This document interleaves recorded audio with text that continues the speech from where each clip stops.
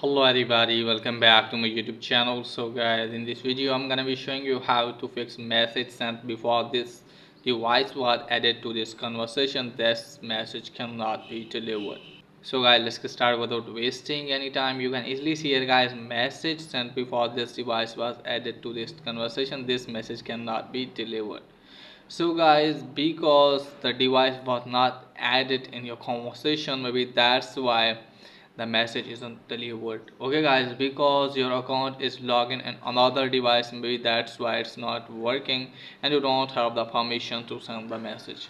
So for me guys, what you have to do is just simply have to go back. So now first of all guys, what you have to do is just simply have to open App Store.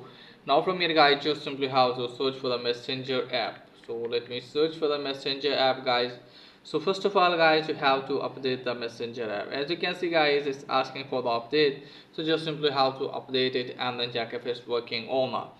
If it's still not working for you guys, then you can also log out the account from other device. Now after logging out your account guys, hopefully your problem will be fixed. And if the problem is there guys, then what you have to do guys, just simply have to open the settings. Now make sure that you're properly connected with internet and scroll it down, and just simply have to make sure that you're not connected with any of the VPN and then tap on general.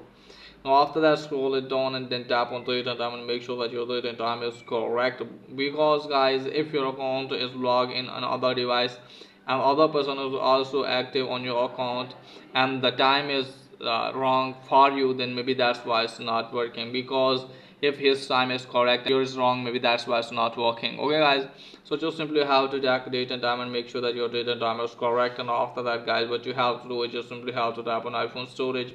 In case of Android phone, you can also find app management.